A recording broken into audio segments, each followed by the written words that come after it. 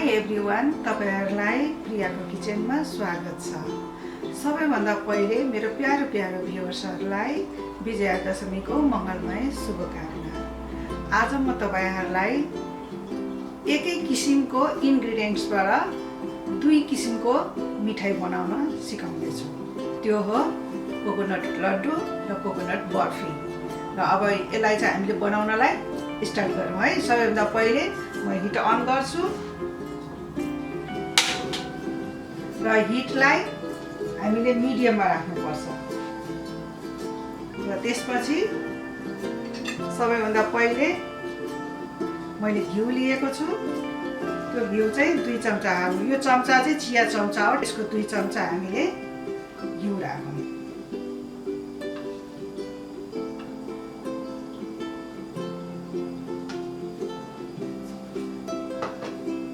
त्यसपछि हामीले यो श्रेडेड नरियल लिएको छु। यो 4 कप छ यो नरियल। र म तपाईहरुलाई यसको मेजर पनि देखाउँछु। यो कपले, यो 1 कप हो, यो कपले चाहिँ 4 कप लिएको छु। र सबैभन्दा पहिले मेरो घिउ तातिसक्यो। अब म हिटलाई लोमा लान्छु। सुरुमा मैले मिडियममा राखाइदिएँ, अब लोमा लान्छु। यो धेरै कडा आगोमा बनायो भने लड्डु बिग्रिन्छ।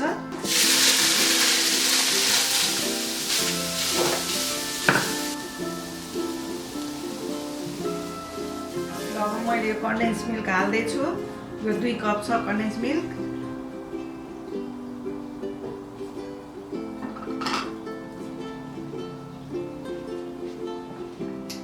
कन्डेन्स मिल्क र यो श्रेडेड नरियललाई यसरी राम्रोसँग मिलाउनु पर्छ।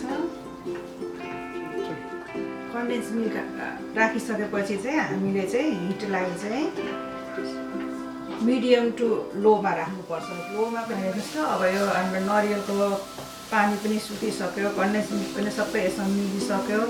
अब यसले करे छोड्न थालिरहेछ। र एकछिन हामी अझै अलिकति यसलाई चलाउँ। र हेर्नुहोस् त, अब हाम्रो यो नरियलको लड्डु बर्फी बनाउनको लागि यो तयार भयो। अब हामीले यसलाई तल राख्नुपर्छ। हिट अफ गरौँ। हेर्नुहोस् त, अब यो पाकिसकेको नरियललाई चाहिँ अब हामीले यसरी मिलाएर 4 भाग लगाउँ। किनकि मैले चाहिँ 4 भाग किन लगाउन लागेको भन्दा, एउटा म बर्फी बनाउँछु। त्यो बर्फीमा चाहिँ म 3 वटा कलर बनाउँछु। एउटा यही नरियलको कलर, अनि एउटा पिङ्क र एउटा येलो बनाउँछु, र अर्को लड्डु बनाउँछु। अनि अब यो 4 भाग लगाएकोलाई हामीले चाहिँ अलग अलगै भाँडामा निकाल्नुपर्छ। किनभने दुईटामा चाहिँ म कलर हाल्छु। नरियलकै कलरको बर्फी बनाउनको लागि चाहिँ मैले राख्नुपर्छ। त्यसकारण ल अब निकाल्नु है।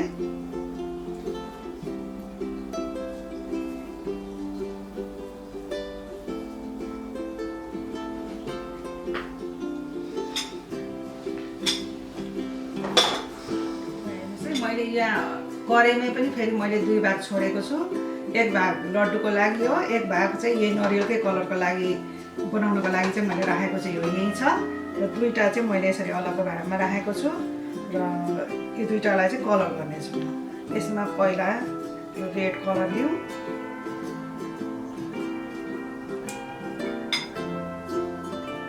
थोरै लिउँ। अब अर्को येलो कलरको लिउँ। यो पनि थोरै राखौँ।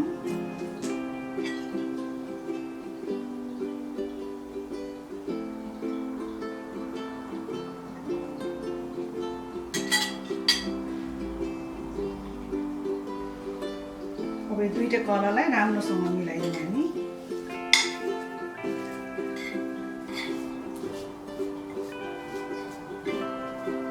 हेर्नुहोस् त, यो अब मैले पिङ्क कलर बनाएर तयार गरिसकेँ। अब येलो कलर बनाउने छु।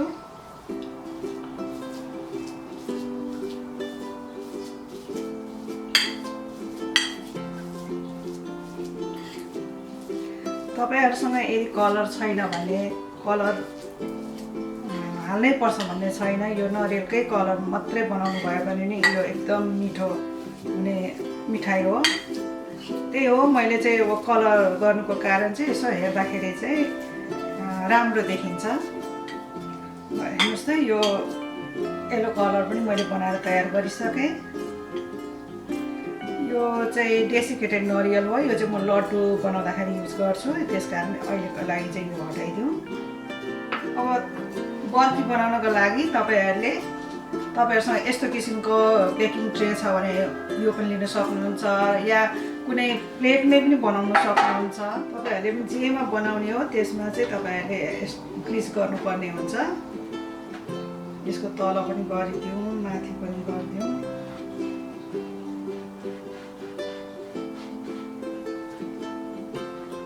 मैले चाहिँ पुरा गरेको छुइनँ, अलिकति मोटो मोटै बनाउँ भनेर मैले चाहिँ हाफमा मात्रै गरिरहेको छु।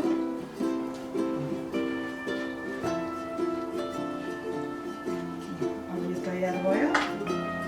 अब म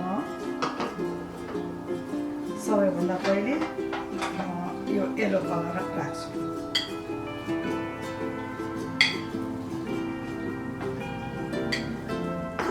राखिसकेपछि तपाईँले यसलाई यसरी राम्ररी मिलाइदिनु होला।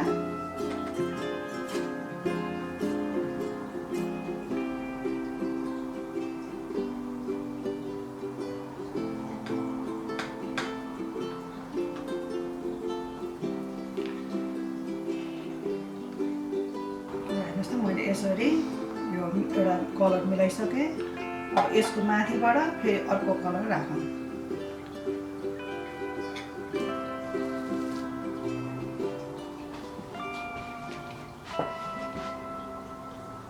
हेर्नुहोस् त, अब यो मैले अर्को कलर पनि मिलाइसकेँ। अब यसको माथिबाट अब नरिवलको कलर चाहिँ नेचुरल कलर जुन छ त्यो चाहिँ राख्दैछु।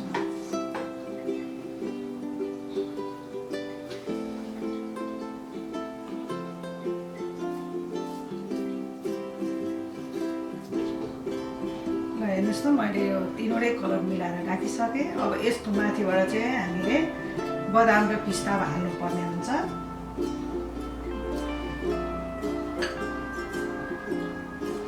बदाम र पिस्ता राख्नु अनि यसमा माथिबाट राखिदिउँ।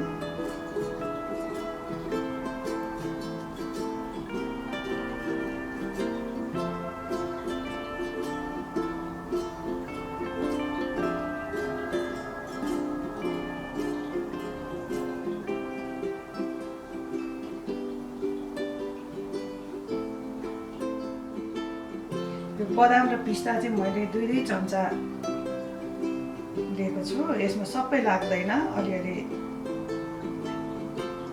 रहन्छ। तपाईँलाई मन लाग्यो भने यदि सबै राख्नु मन लागेछ भने राख्नु भए पनि हुन्छ, नत्र सबै लाग्दैन। अलिकति बच्यो भने हामीले यसलाई अलिकति लड्डुको लागि पनि डेकोरेसन गरिदिएको हुन्छ माथिबाट। अब यसलाई हामीले माथिबाट अलिकति हल्का दाबिदिनुपर्छ। हेर्नुहोस् त, यो बर्फी कति राम्रो भइसकेको छ।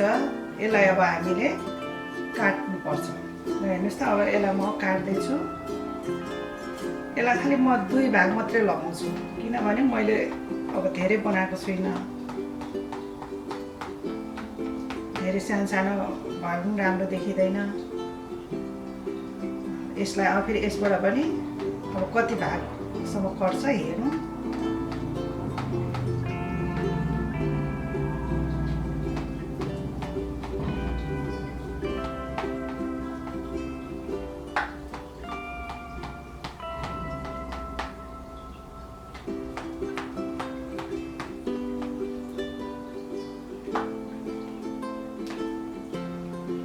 काट्दाखेरि चाहिँ अलिकति यसो यो तन्किन्छ, यसलाई फेरि मिलाइदिनु भयो भने हुन्छ।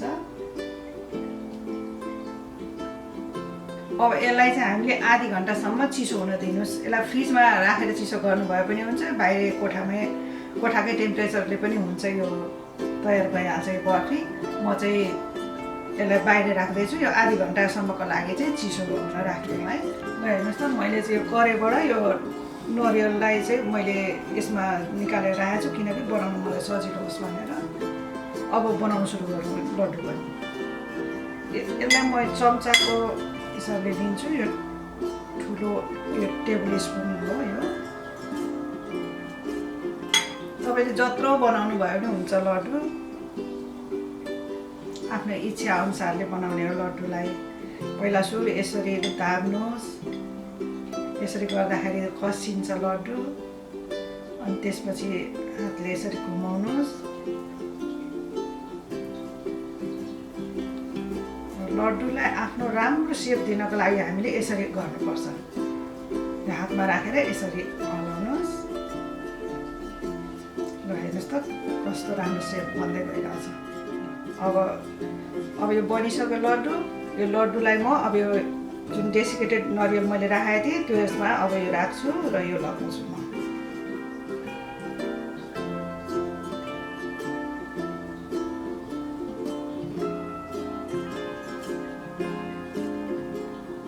हेर्नुहोस् त कस्तो राम्रो भइसक्यो मेरो लड्डु। त्यस्तै गरेर त्यही अनुसारको बनाउँदै जाने। र हेर्नुहोस् त मैले सबै लड्डु चाहिँ बनाएर तयार गरिसकेँ। अब यसलाई अलिकति पिस्ता र बदामले डेकोरेसन गरिदिउँ।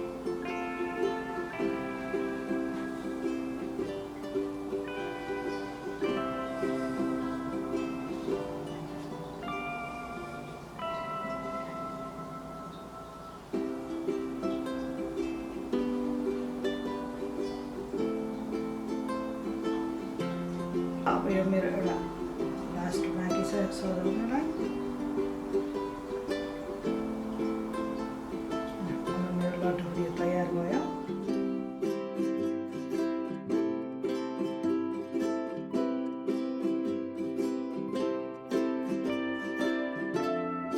हेर्नुहोस् त यो आधी घन्टा पनि भयो र मेरो यो नरिवलको बर्फी पनि सेट भइसकेको छ।